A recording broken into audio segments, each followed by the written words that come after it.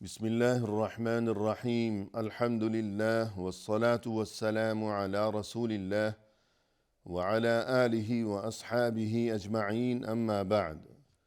ناظرین کرام السلام علیکم ورحمۃ اللہ وبرکاتہ۔ مسلمان کے شب و روز کے عنوان سے اس پروگرام کے ہمراہ ہم آپ کی خدمت میں حاضر ہیں۔ آج کی اس ملاقات میں ہمارا موضوع گفتگو ہے دین کو سمجھنے کی ضرورت اور اہمیت۔ کسی بھی مسلمان کے لیے یہ بات انتہائی ضروری ہے کہ وہ اس حقیقت کو ہمیشہ خوب ذہن نشین رکھے کہ اس کے لیے دونوں جہانوں میں کامیابی و کامرانی اور صلاح و فلاح اور نجات کا تمام تر دار و مدار صرف اور صرف اسی بات پر ہے کہ وہ اللہ کی طرف سے عطا فرمودہ اپنی یہ تمام زندگی اللہ کی مرضی کے مطابق ہی بسر کیا کرے، اور اس مقصد کے لیے اللہ کی طرف سے اور اللہ کے رسول صلی اللہ علیہ وسلم کی طرف سے ہمارے لیے جو مقدس ترین اور پاکیزہ ترین تعلیمات ہیں ہم انہیں سمجھیں، اللہ کے دین کو سمجھیں۔ اس لیے کہ اگر ہم اس دین کو اور یہ کہ دینی تعلیمات کو اور شرعی احکام کو سمجھیں گے تبھی ہم ان احکام پر درست طریقے سے عمل کے قابل ہو سکیں گے۔ چنانچہ رسول اللہ صلی اللہ علیہ وسلم نے فرمایا کہ من یرید اللہ بہ خیرا یفقہہ فی الدین، اللہ جس کسی کے ساتھ بھلائی کا ارادہ فرماتا ہے تو پھر اسے دین کی سمجھ عطا فرماتا ہے۔ یعنی انسان کے دل میں یہ کوشش اور یہ جذبہ پایا جانا کہ کاش مجھے اللہ کے دین کی سمجھ نصیب ہو جائے، تو یہ اس بات کی علامت ہے کہ یہ اس قدر خوش نصیب ترین انسان ہے کہ خود اللہ کو اس کے لیے خیر اور بھلائی مقصود ہے۔ قرآن کریم میں فرمایا کہ هو الذی ارسل رسولہ بالہدی ودین الحق، وہی اللہ ہے کہ جس نے اپنے رسول صلی اللہ علیہ وسلم کو بھیجا ہے ہدایت اور دین برحق کے ساتھ۔ اللہ نے اپنے رسول صلی اللہ علیہ وسلم کو دنیا انسانیت کی جانب مبعوث فرمایا یہ دو چیزیں دے کر۔ پہلی چیز ہے ہدی یعنی ہدایت، اور دوسری چیز ہے دین برحق۔ تو یہاں اس آیت میں ہدی یعنی ہدایت سے بقول اہل علم مراد ہے العلم النافع، وہ علم جو انسان کے لیے نافع و مفید ہو، جبکہ دین برحق سے مراد یہاں اس آیت میں العمل الصالح یعنی اچھا عمل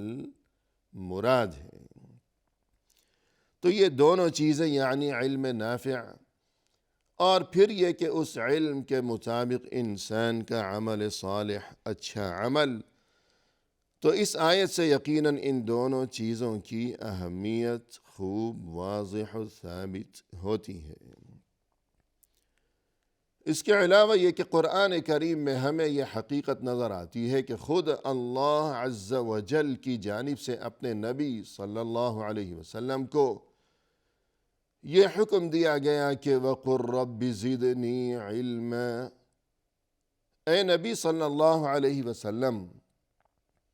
آپ کہہ دیجئے کہ اے میرے رب تو میرے علم میں اضافہ عطا فرما۔ یعنی خود اللہ کی طرف سے اپنے نبی صلی اللہ علیہ وسلم کو علم میں اضافے کی دعا مانگتے رہنے کا حکم دیا گیا ہے۔ پھر مزید یہ کہ دعا کے الفاظ بھی خود اللہ کی طرف سے ہی سکھا دیے گئے ہیں، جبکہ اس کے علاوہ قرآن کریم میں اس دعا کے سوا اور کوئی چیز یعنی علم کا سوال کرتے رہنا، علم اضافے کی دعا مانگتے رہنا، اس کے سوا اور کوئی چیز اللہ سے مانگنے کا نبی صلی اللہ علیہ وسلم کو حکم نہیں دیا گیا۔ تو اس سے یقیناً علم کی اہمیت خوب واضح و ثابت ہوتی ہے۔ رسول اللہ صلی اللہ علیہ وسلم نے علم نافع یعنی دینی علم کے بارے میں یہ ارشاد فرمایا ہے کہ یہ تو ریاض الجنہ یعنی جنت کے باغ ہیں، کہ جس طرح کوئی مویشی، کوئی چوپایا جب کسی کھیتی کے قریب سے گزرتا ہے تو اس کی یہ کوشش ہوا کرتی ہے کہ میں کچھ چر لوں، اپنا پیٹ بھر لوں، کچھ فائدہ اٹھا لوں، کہ نہ جانے پھر یہ موقع، یہ کھانا پینا مجھے ملے یا نہ ملے۔ تو یہ علم نافع، یہ دین کا علم، اللہ اور رسول صلی اللہ علیہ وسلم کی یہ تعلیمات، تو یہ مسلمان کے لیے جنت کے باغ ہیں۔ تو مسلمان کو چاہیے کہ وہ ان سے کچھ کھا لے، یعنی فائدہ حاصل کر لے، اپنے لیے دونوں جہانوں میں خیر و خوبی کا سامان دامن میں سمیٹ لے۔ اسی طرح رسول اللہ صلی اللہ علیہ وسلم نے علماء یعنی وہ خوش نصیب ترین افراد کہ جنہیں قال اللہ وقال الرسول صلی اللہ علیہ وسلم، یعنی اللہ اور رسول کے علم کی نعمت جنہیں نصیب ہو، انہیں آپ صلی اللہ علیہ وسلم نے انبیاء کرام علیہم السلام کا وارث قرار دیا ہے۔ الغرض دین کو سمجھنا اور یہ کہ اللہ اور رسول صلی اللہ علیہ وسلم کی تعلیمات کو سمجھنا، تو اس کی جو اتنی بڑی اہمیت ہے، تو اس بات کو آگے بڑھاتے ہوئے ہمیں اس اہمیت کو مزید اس طرح بھی سمجھنا چاہیے کہ جب دونوں جہانوں میں نجات کا دار و مدار عمل صالح پر ہے، تو پھر عمل اس وقت تک درست نہیں ہو سکے گا کہ جب تک علم موجود نہ ہو، کہ درست عمل کے لیے پہلے علم کا پایا جانا ضروری ہے۔ پہلے انسان علم حاصل کرے اور اس کے بعد اس علم کے مطابق وہ عمل انجام دے، اور اس کے بعد وہ یہ امید وابستہ کرے کہ اب یہ میرا عمل اللہ کے ہاں مقبول ہو سکے گا، اور یہ کہ عمل صالح انجام دینے سے جو کچھ اصل مقصود ہے کہ اللہ کی رضا نصیب ہو سکے، اور یہ کہ دنیا و آخرت میں خیر و خوبی انسان کا مقدر بن سکے، اور یہ کہ جنت اور وہاں کی نعمتیں حاصل ہو سکیں، جہنم اور وہاں کے عذاب سے انسان محفوظ رہ سکے۔ الغرض عمل انجام دینے سے جو کچھ بھی مقصود ہوا کرتا ہے، تو وہ تبھی انسان کو حاصل ہو سکے گا کہ جب عمل درست علم کے مطابق ہی انجام دیا گیا ہو۔ اب یہ جو معاملہ ہے عمل کا اور اس سے پہلے علم کا، تو ہم دیکھتے ہیں کہ اس بارے میں یعنی علم اور عمل کا آپس میں یہ جو اس قدر مضبوط رشتہ ہے کہ علم ہوگا پھر اس کے مطابق عمل ہوگا، ورنہ یہ کہ عمل کا کوئی فائدہ ہی نہیں ہے اگر وہ علم کے بغیر انجام دیا گیا ہو۔ تو یوں علم اور عمل کا آپس میں یہ جو رشتہ ہے، تو اس تعلق سے ہم دیکھتے ہیں کہ انسانوں کی مختلف قسمیں ہیں، کہ انسان تقسیم ہو کر رہ گئے مختلف اقسام میں۔ ہمیں ان اقسام کو سمجھنا چاہیے، اور وہ قسم کہ جسے اپنانے والے لوگ ہمیشہ کے لیے کامیابی سے ہمکنار ہو گئے، ہمیں بھی اسی قسم میں شامل ہونا چاہیے۔ تو پہلی قسم یہ وہ لوگ ہیں جنہوں نے درست علم اور پھر درست عمل کو یکجا کیے رکھا، کہ علم نافع اور عمل صالح، کہ ان کے پاس علم کی نعمت بھی موجود ہے، پھر اس علم کے مطابق عمل کی نعمت بھی انہیں موجود ہے۔ تو یہ وہی لوگ ہیں کہ جن کے بارے میں اللہ نے فرمایا کہ اللہ نے ان پر اپنا انعام نازل فرمایا ہے، اور یہ کہ یہ نبیوں اور صدیقوں اور شہداء کے ساتھ ہوں گے، کہ مع الذین انعم اللہ علیہم من النبیین والصدیقین والشہداء والصالحین۔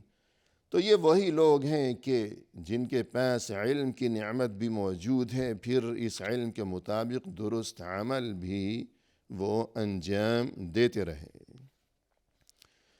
جبکہ دوسری قسم کے لوگ وہ ہیں کہ جنہوں نے علم نافع تو حاصل کیا لیکن اس کے مطابق عمل نہیں کیا، اور خاص طور پر یہود کے بارے میں ہمیں قرآن کریم میں یہی بات بتائی گئی ہے کہ ان کے پاس علم کی دولت تو موجود تھی، لیکن یہ کہ ان کا عمل اس علم کے مطابق نہیں تھا، لہذا یہ اللہ کی طرف سے غضب کے مستحق قرار پائے۔ اور تیسری قسم کے وہ لوگ ہیں کہ جو عمل تو خوب کیا کرتے ہیں لیکن علم کی دولت سے وہ محروم ہیں، کہ عمل بہت زیادہ ہے، جذبہ ان کا بہت مضبوط ہے،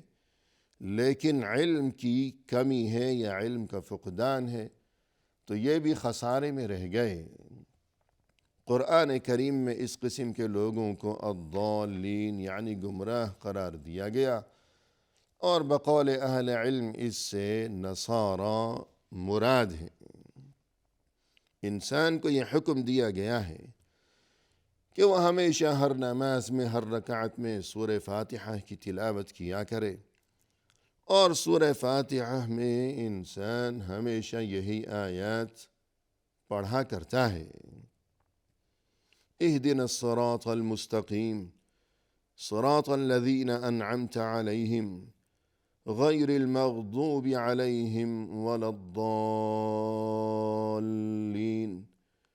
یعنی یا اللہ تو ہمیں دکھا سیدھا راستہ، تو ہمیں دکھا ان لوگوں کا راستہ کہ جن پر تو نے اپنا انعام نازل فرمایا، نہ کہ ان لوگوں کا راستہ کہ جن پر تیرا غضب نازل ہوا، اور نہ ہی ان کا راستہ کہ جو گمراہ ہو گئے۔ تو جن پر انعام نازل فرمایا تو اس سے مراد وہی لوگ ہیں کہ جن کے پاس علم نافع بھی موجود ہے،